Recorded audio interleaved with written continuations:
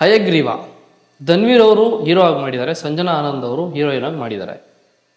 Okay, ಒಂದು ಸ್ವಲ್ಪ love story ಇದೆ, ಮದುವೆ ಇದೆ, ಲೈಟಾಗಿ ಫ್ಯಾಮಿಲಿ ಸೆಂಟಿಮೆಂಟ್ ತೋರಿಸ್ತಾರೆ. ಅದು ಬಿಟ್ಟರೆ ಇನ್ನು ಮಿಕ್ಕಿದ್ದೆಲ್ಲ ಒಂಥರ mysterious things, serial killing case ಇದು. ಏನಿಲ್ಲ, ಒಂದು ಬೆಂಗಳೂರೇ ತಗೊಂಡಿದ್ದಾರೆ. ಬೆಂಗಳೂರಲ್ಲಿ ಒಂದಷ್ಟು ಕೊಲೆ ಆಗ್ತಿರುತ್ತೆ. ಆಮೇಲೆ ಕೊಲೆ ಮಾಡಿಬಿಟ್ಟು ವಿಚಿತ್ರವಾಗಿ ಬಿಸಾಕ್ತಾ ಇರ್ತಾರೆ. ಇದನ್ನು ಯಾರು ಮಾಡ್ತಾ ಇದ್ದಾರೆ, ಯಾರು ಏನು, ಇದು ಸೀರಿಯಲ್ ಕಿಲ್ಲರ್ ಮಾಡ್ತಾ ಇರ್ತಾನೆ. ಈ ಸೀರಿಯಲ್ ಕಿಲ್ಲರ್ ಯಾರು, ಯಾಕೆ ಮಾಡ್ತಾ ಇರ್ತಾನೆ, ಅವನ ಉದ್ದೇಶ ಏನು, ಅವನು ಏನೋ ಮಾಡ್ತಾ ಇರ್ತಾನೆ, ಯಾಕೆ ಮಾಡ್ತಾ ಇರ್ತಾನೆ ಸೀರಿಯಲ್ ಕಿಲ್ಲಿಂಗ್ಸು, ಇದನ್ನು ಕಂಡುಹಿಡಿಯೋದು ಒಂದು ಟಾಸ್ಕು. ಆ ಟಾಸ್ಕೇ ಈ ಸಿನಿಮಾ. ಈ ಟಾಸ್ಕ್ನ ಮಾಡೋಕೆ ಹೊರಟಿರೋರು ಧನ್ವೀರ್ ಆ್ಯಸ್ ಎ ಅರ್ಜುನ್ ಹಯಗ್ರೀವ. ಹೆಸರು ಒಂಥರ ಸೌಂಡಿಂಗ್ ಚೆನ್ನಾಗಿದೆ, ಅರ್ಜುನ್ ಹಯಗ್ರೀವ ಅಂತ. ಓಕೆ, ನಾನು ಸಿನಿಮಾ ಸ್ಟಾರ್ಟ್ ಆಯಿತು, ಒಂದಷ್ಟು ಜನ ತಪ್ಪಿಸ್ಕೊಳಕ್ಕೆ ಟ್ರೈ ಮಾಡ್ತಿರ್ತಾರೆ. ಕೂಡಾಕಿರೋ ಜಾಗದಿಂದ ತಪ್ಪಿಸ್ಕೊಳಕ್ಕಾಗಲ್ಲ. ಎಲ್ಲರೂ ಆಲ್ಮೋಸ್ಟ್ ಒಂದಲ್ಲ ಒಂದು ರೀತಿ ಸತ್ತೋಗ್ತಾ ಇರ್ತಾರೆ, ಅಲ್ಲೇ ನಿಮ್ಮ ಕಣ್ಣು ಮುಂದೆ ಸತ್ತೋಗ್ತಾ ಇರ್ತಾರೆ. ಏನಿದು ಕತೆ ಅಂತ ಅಂದ್ಕೊಂಡೆ. ಆಮೇಲೆ ಸಡನ್ನಾಗಿ ಫ್ರೇಮ್ ಶಿಫ್ಟ್ ಆಗುತ್ತೆ. ಮತ್ತೆ ಕ್ಲೈಮ್ಯಾಕ್ಸ್ ಬರಬೇಕಾಯಿತು, ಇವರು ತಪ್ಪಿಸ್ಕೊಳ್ಳೋಕ್ಕೆ ಯಾಕೆ ಪ್ರಯತ್ನ ಪಡ್ತಾ ಇದ್ದಾರೆ ಅಂತ ತಿಳ್ಕೊಳ್ಳೋದಕ್ಕೆ, ಅಂದರೆ ಆ ವಿಷಯ ತಿಳ್ಕೊಳ್ಳೋದಕ್ಕೆ. ಫಸ್ಟ್ ಹಾಫು ನಿಮಗೆ ನಾರ್ಮಲಾಗಿ ಹೋಗುತ್ತೆ, ಒಂದು ಕ್ಯೂರಿಯಸ್ ಆಗಿ ಹೋಗುತ್ತೆ. ತುಂಬಾ ಸಸ್ಪೆನ್ಸ್ ಮೇಂಟೈನ್ ಮಾಡಿದ್ದಾರೆ ಡೈರೆಕ್ಟ್ರು. ನಿಮಗೆ ಇಂಟ್ರೋಲ್ ಬ್ಲಾಗ್ ಬರೋವರೆಗೂ ಕೂಡ ಇದರಲ್ಲಿ ಏನೋ ಇದೆ ಅಂತ ನಿಮ್ಗೆ ಏನೂ ಹೇಳಲ್ಲ. ಅದ್ರ ಮಧ್ಯೆ ಒಂದಷ್ಟು ಫೈಟ್ಸು, ಲವ್ ಸೀನ್ಸ್ ಇದೆ. ಲವ್ ಸೀನ್ಸ್ ಚಿಕ್ಕದಾಗಿ ಹಿಂಗೆ ಬಂದು ಹಿಂಗೆ ರಪ್ಪ ಅಂತ ಹೋಗ್ಬಿಡುತ್ತೆ. ಯಾಕೆಂದರೆ ಕಥೆಯಲ್ಲಿ ಪ್ಲಾಟ್ ತುಂಬ ಸ್ಟ್ರಾಂಗ್ ಆಗಿದೆ. ಆ ಪ್ಲಾಟ್ನ ನಿಮಗೆ ಕಂಪ್ಲೀಟಾಗಿ ಎಕ್ಸ್ಪ್ಲೈನ್ ಮಾಡಬೇಕು ಅಂತಂದರೆ ಲವ್ ಸ್ಟೋರಿ ತೋರ್ಸೋಕೆ ಕೂತ್ಕೊಳ್ಳೋಕ್ಕಾಗಲ್ಲ, ಆ್ಯಂಡ್ ಆಲ್ಸೋ ಫ್ಯಾಮಿಲಿನೂ ತೋರ್ಸೋಕ್ಕಾಗಲ್ಲ. Only focused on chasing story. ಪೊಲೀಸ್ನವರು ಇದನ್ನು ಚೇಸ್ ಮಾಡ್ತಾನೆ ಇರ್ತಾರೆ. ಸಿನಿಮಾ ಸ್ಟಾರ್ಟಿಂಗಿಂದ ಎಂಡಿಂಗ್ವರೆಗೂ ಚೇಸ್ ಮಾಡ್ತಾನೆ ಇರ್ತಾರೆ.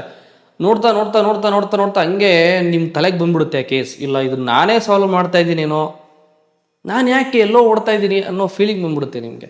ಆ ಥರ ತೊಗೊಂಡು ಹೋಗ್ತಾರೆ. ಆ ಸಬ್ಜೆಕ್ಟ್ ಹಂಗಿದೆ ನಿಮಗೆ. ಯಾವುದೋ ಒಂದು ಸಬ್ಜೆಕ್ಟ್ ಆದರೆ ಯಾರೂ ಹಿಂಗೆ ಫೀಲ್ ಆಗಲ್ಲ. ಇದು ಬೇರೆ ಥರನೇ ಇದೆ ಕತೆ. ನೀವು ಥಿಯೇಟ್ರಲ್ಲಿ ಹೋಗಿ ಸಿನಿಮಾ ನೋಡಿದ್ರೆ ಮೇ ಬಿ ನಿಮಗೆ ಚೆನ್ನಾಗಿ ಅರ್ಥ ಆಗ್ಬೋದು. ಸೆಕೆಂಡ್ ಹಾಫ್ ಸ್ಟಾರ್ಟ್ ಆಗುತ್ತೆ, ಆ್ಯಂಡ್ ಫಸ್ಟ್ ಹಾಫಲ್ಲಿ BGM ಚೆನ್ನಾಗಿ ಮಾಡಿದ್ದಾರೆ, ಕ್ಯಾಮ್ರಾ ಅವರು ಚೆನ್ನಾಗಿ ಮಾಡಿದ್ದಾರೆ.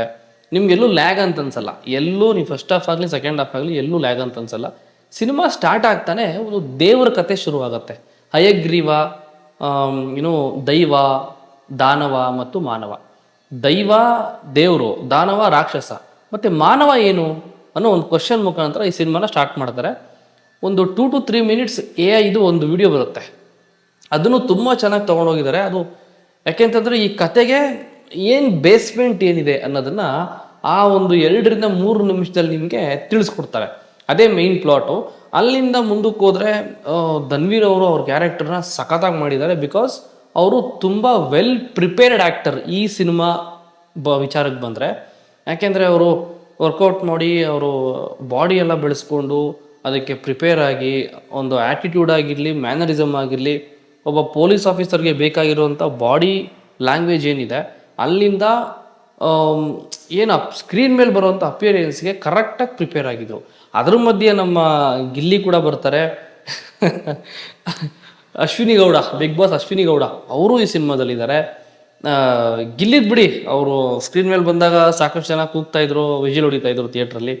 ಆ್ಯಂಡ್ ಅಶ್ವಿನಿ ಗೌಡ ಅವ್ರು ಬಂದಾಗ ನಾರ್ಮಲ್ ಆಗಿ ಇನ್ಸ್ಟಾಗ್ರಾಮಲ್ಲಿ ಅವರು ಬಿಗ್ ಬಾಸ್ ಮನೆ ಒಳಗಡೆ ಇರಬೇಕಾದ್ರೆ ಅಶ್ವಿನಿ ಅವ್ರನ್ನ ಹೆಂಗೆ ಬೈಕೋತಾ ಇದ್ರು, ಸ್ಕ್ರೀನ್ ಮೇಲೆ ಬಂದಾಗಲೂ ನಾನು ಪಕ್ಕದಲ್ಲಿ ಕೂತಿರೋರು ಮಾತಾಡ್ತಿರೋದು ನಾನು ಅಬ್ಸರ್ವ್ ಮಾಡ್ತಾ ಇದ್ದೆ. ಅವರು ಡೈಲಾಗ್ ಹೊಡಿತಾ ಇದ್ರೆ, ಓಹೋ ಹೌದಾ ಹಂಗ, ಅಲ್ಲೂ ಆಡ್ಕೊಳ್ಳೋ ಥರ ಇತ್ತು. ಅದು ಬಿಡಿ, ಅದು ಕಾಮಿಡಿ ಏನೋ ಹೇಳ್ತಾ ಇದ್ದೀನಿ ಅಷ್ಟೇ. ಅದು ಬಿಟ್ಟರೆ ಸಂಜನಾ ಆನಂದ್ ಅವರು ತುಂಬ ಸಣ್ಣ ಕ್ಯಾರೆಕ್ಟ್ರು, ಬಟ್ ವೆಯ್ಟ್ ಇರುವಂಥ ಕ್ಯಾರೆಕ್ಟ್ರು. ಅದು ಕ್ಲೈಮ್ಯಾಕ್ಸಲ್ಲಿ ನಿಮಗೆ ಗೊತ್ತಾಗತ್ತೆ ಏನು ಅಂತ. ಧನ್ವೀರ್ ಅವ್ರ ಬಗ್ಗೆ ಹೇಳಬೇಕು ಅಂತಂದರೆ ಒಂಥರ ವೆಲ್ ಪ್ರೆಸೆಂಟೆಡ್ ಪರ್ಸ್ನಾಲಿಟಿ ಅಂತ ಹೇಳ್ಬೋದು. ಸ್ಕ್ರೀನ್ ಮೇಲೆ ಬರ್ತಿರೋವಂಥ well presented personality. And second half start ಆಗ್ತಿದ್ದಂಗೆ ಅಲ್ಲಿ ನಿಮಗೆ ಒಂದೊಂದೇ ಬಿಚ್ಚಿಡ್ತಾ ಹೋಗ್ತಾರೆ. ಏನಾಯಿತು, ಯಾಕಾಯಿತು, ಈ ಸೀರಿಯಲ್ ಕಿಲ್ಲಿಂಗ್ ಯಾಕೆ ನಡೀತಾ ಇದೆ, ಇದ್ರ ಹಿಂದೆ ಇರುವಂಥ ಮಾಸ್ಟರ್ ಮೈಂಡ್ ಯಾರು, ಏನಕ್ಕೆ ಮಾಡ್ತಾ ಇದ್ದಾರೆ ಅಂದ್ಬಿಟ್ಟು ಇಂಟ್ರೋಲ್ ಆದಮೇಲೆ ಒಂದು ಚಿಕ್ಕದಾಗಿ ಒಂದು ಕತೆ ಓಪನ್ ಆಗುತ್ತೆ. ನಾಟಕ ಮಾಡ್ತಾರೆ ಗೊತ್ತಾ, ಹಳ್ಳಿಗಳಲ್ಲಿ ಸ್ಟೇಜ್ ಹಾಕ್ಕೊಂಡು ಬಣ್ಣ ಹಚ್ಕೊಂಡು ನಾಟಕ ಮಾಡ್ತಾರಲ್ಲ, ಅಲ್ಲಿರುತ್ತೆ ಇದರ ಮೇಯ್ನ್ ಪ್ಲಾಟ್, ಅಲ್ಲಿರುತ್ತೆ ಇದರ ಮೇಯ್ನ್ ಸಬ್ಜೆಕ್ಟ್. ಅಲ್ಲಿಂದ ಸೀರಿಯಲ್ ಕಿಲ್ಲಿಂಗ್ವರೆಗೂ ಹೋಗಿರುತ್ತೆ. ಅದನ್ನು ಏನು ಅಂತ ಕಂಡಿಡಿದ್ಬಿಟ್ಟು ಅದನ್ನು ಸಾಲ್ವ್ ಮಾಡೋ ಟಾಸ್ಕು ಇನ್ನೂ ಟೈಟ್ ಆಗಿಬಿಡುತ್ತೆ ಪೊಲೀಸ್ ಆಫೀಸರ್ ಧನ್ವೀರ್ ಅವ್ರಿಗೆ. ಸೊ ಅಲ್ಲಿಂದ ಸಿನಿಮಾ ಬಂದ್ಬಿಟ್ಟು ಕ್ಲೈಮ್ಯಾಕ್ಸಲ್ಲಿ ನಡೆಯೋದೇ ಬೇರೆ, ಅಲ್ಲಿ ಆಗೋದೇ ಬೇರೆ, ಕೊನೆಯದಾಗಿ ಅವ್ರಿಗೆ ಸಿಗೋ ಉತ್ತರನೇ ಬೇರೆ. ಸ್ವಲ್ಪ ನಾನೇನಾದರೂ ನಿಮ್ಗೆ ಹೇಳಕ್ಕೆ ಹೋದ್ರೂ ಅದು ಗೊತ್ತಾಗ್ಬಿಡುತ್ತೆ. ಆ್ಯಂಡ್ ಡೈರೆಕ್ಟ್ರು ತುಂಬ ಚೆನ್ನಾಗಿ ಕೆಲಸ ಮಾಡಿದ್ದಾರೆ. ಶೋಭರಾಜ್ ಒಳ್ಳೆ ಆ್ಯಕ್ಟಿಂಗ್ ಕೊಟ್ಟಿದ್ದಾರೆ. ಆಮೇಲೆ ಸಂಜನಾ ಆನಂದ್ ಅವರು ಚೆನ್ನಾಗಿ ಮಾಡಿದ್ದಾರೆ. ಎಲ್ಲದಕ್ಕಿಂತ ಹೆಚ್ಚಾಗಿ ನಿಮಗೆ ಜಾಸ್ತಿ ಫೋಕಸ್ಡ್ ಆಗಿ ತೋರಿಸೋದು ಅಂತಂದರೆ ಧನ್ವೀರ್ ಅವರು ಮತ್ತು ಆಮೇಲೆ ಇನ್ನೊಂದು ಸ್ಪೆಷಲ್ ಕ್ಯಾರೆಕ್ಟರ್ ಇದೆ. ಆ ಸ್ಪೆಷಲ್ ಕ್ಯಾರೆಕ್ಟರ್ ಬಗ್ಗೆ ನಾನು ಹೇಳಲೇಬೇಕು. ಸಾಕಷ್ಟು ವರ್ಷಗಳಿಂದ ಕಾಣೆಯಾಗಿದ್ದರು ಇವರು. ಸೆಂಟ್ರಲ್ ಸಿನಿಮಾ ಬಂತು, ಆಯಿತು, ಅದಾದಮೇಲೆ ಮತ್ತೆ ಒಂದು 3-4 ವರ್ಷ ಕಾಣಿಸಿರಲಿಲ್ಲ. ಸುನೀಲ್ ರಾವ್ ಎಕ್ಸ್ಕ್ಯೂಸ್ ಮೀ ಸಿನಿಮಾದಲ್ಲಿ ಆ್ಯಕ್ಟ್ ಮಾಡಿದಾರಲ್ಲ ಅವರೇ ಈ ಸಿನಿಮಾದ ಸ್ಪೆಷಲ್ ಕ್ಯಾರೆಕ್ಟರ್. ಏನಿದು ಎಷ್ಟೋ ವರ್ಷ ಆದಮೇಲೆ ಈಗ ನೋಡ್ತಾ ಇದ್ದೀನಲ್ಲ ಇವ್ರನ್ನ, ಯಾಕೆ ಎಲ್ಲೋ ಒಂದು ಕಡೆ ಅವಕಾಶಗಳ ಕೊರತೆನಾ ಅಥವಾ ಏನೋ ಅಂತ ಗೊತ್ತಿಲ್ಲ. ಇವ್ರಿಗೆ ಒಳ್ಳೆ ಬ್ರೈಟ್ ಫ್ಯೂಚರ್ ಇದೆ. ಈ ಸಿನಿಮಾದಲ್ಲಿ ನೋಡಿ ಹೇಳ್ತಾ ಇದ್ದೀನಿ, ಆ್ಯಕ್ಟಿಂಗ್ನ ಬ್ರೈಟ್ ಫ್ಯೂಚರ್ ಇದೆ. ಇಂಥ ಕಲಾವಿದರನ್ನ ಬಳಸ್ಕೋಬೇಕು. ಆ್ಯಂಡ್ ಆಲ್ಸೋ ಸಿನಿಮಾನೂ ಚೆನ್ನಾಗಿ ಮಾಡಿದ್ದಾರೆ. ನಾನು ಇದಿಷ್ಟು ಹೇಳೋಕ್ಕೆ ಇಷ್ಟಪಡ್ತೀನಿ. ನಾನು ಇನ್ನೇನೇ ಹೇಳೋಕ್ಕೆ ಹೋದ್ರೂ ಕತೆ ಓಪನ್ ಆಗಿಬಿಡುತ್ತೆ. ತುಂಬ ಈಸಿಯಾಗಿ ಗೆಸ್ ಮಾಡಿಬಿಡ್ತೀರ ನೀವು. ಥಿಯೇಟ್ರಲ್ಲಿ ಹೋಗಿ ಕನ್ನಡ ಸಿನಿಮಾಗಳನ್ನು ಥಿಯೇಟ್ರಲ್ಲೇ ನೋಡಿ. ಒಂದು ಕತೆ ಹೇಳ್ತೀನಿ, ಇದಕ್ಕೆ ನಾರ್ಮಲ್ ಕಾಮನ್ ಮ್ಯಾನ್ ಉತ್ತರ ಕೊಡೋಕ್ಕೆ ಸಾಧ್ಯನೇ ಇಲ್ಲ. ಥಿಂಕ್ ಮಾಡಿ ಹೇಳಿ. ಒಂದು ಫ್ಯಾಮಿಲಿ, ಈ ಸಿನಿಮಾದಲ್ಲಿ ಬರುತ್ತೆ ಸ್ಟೋರಿ, ಇದು ಕೋರ್ಟಲ್ಲಿ ನಡೆಯುವಂಥ ಸೀನ್ ಇದು. ಒಂದು ಫ್ಯಾಮಿಲಿ, ಅದರಲ್ಲಿ ತಂದೆ ಇರಲ್ಲ, ತಾಯಿ, 2 ಹೆಣ್ಮಕ್ಳು ಇರ್ತಾರೆ. ಓಕೆನಾ? ಅಕ್ಕ, ತಂಗಿ, ತಾಯಿ ತೀರ್ಕೊಂಡ್ಬಿಡ್ತಾರೆ. ತೀರ್ಕೊಂಡಾಗ ನಾರ್ಮಲಾಗಿ ಅಂತ್ಯ ಸಂಸ್ಕಾರ ಅಂತ ಬಂದಾಗ ಊರಲ್ಲಿರೋ ಜನ ಎಲ್ಲ ಬರ್ತಾರೆ. ಬಂದಾಗ ಒಬ್ಬ ಹುಡುಗ ಬರ್ತಾನೆ. ಆ ಹುಡುಗನಿಗೂ ಆ ಊರಿಗೂ ಸಂಬಂಧ ಇರಲ್ಲ, ನೇರ ಸಂಬಂಧ ಇರಲ್ಲ. ಆ ಹುಡುಗನ ಮೇಲೆ ಆ ತೀರ್ಕೊಂಡಿರ್ತಾರಲ್ಲ ತಾಯಿ, ಅವ್ರ ಮಗಳು, ದೊಡ್ಡ ಮಗಳಿಗೆ ಕ್ರಶ್ ಆಗಿಬಿಡುತ್ತೆ. ಎಲ್ಲ ಅಂತ್ಯ ಸಂಸ್ಕಾರ ಎಲ್ಲ ಮುಗಿಯುತ್ತೆ. ಅದೆಲ್ಲ ಆದಮೇಲೆ ಆ ಹುಡುಗನ ಹುಡ್ಕಕ್ಕೆ ಸ್ಟಾರ್ಟ್ ಮಾಡ್ತಾಳೆ. ಎಲ್ಲೋದ ಈ ಹುಡುಗ ಅಂತ.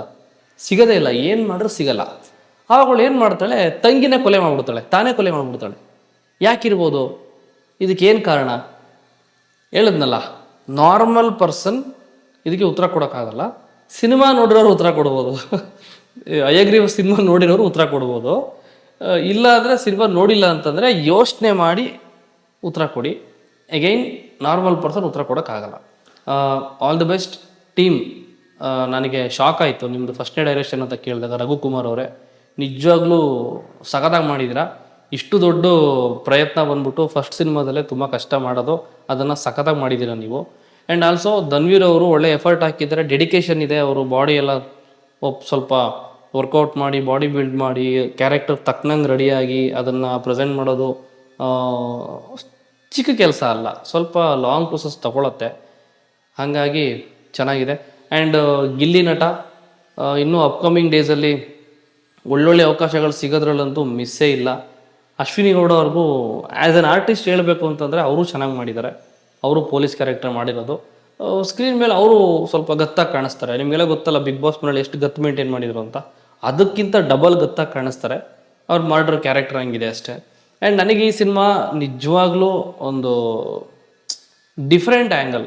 ಕನ್ನಡ ಇಂಡಸ್ಟ್ರಿಯಲ್ಲಿ ಈ ರೀತಿಯಾದ ಕತೆ ತೊಗೊಂಡಿರೋದೇ ಫಸ್ಟ್ ಟೈಮ್. ಅಗೈನ್ ಸಿನಿಮಾ ನೋಡಿದರೆ ಏನು ಅನ್ನಿಸ್ತು ಅಂತ ಕಮೆಂಟ್ ಮಾಡಿ. ಮತ್ತೆ ಇನ್ನೊಂದು ಸಿಗ್ತೀನಿ ಅಂತ ಹೇಳ್ತಾ ಥ್ಯಾಂಕ್ ಯು. ಮತ್ತೆ ಸಿಗ್ತೀನಿ. Bye, take care.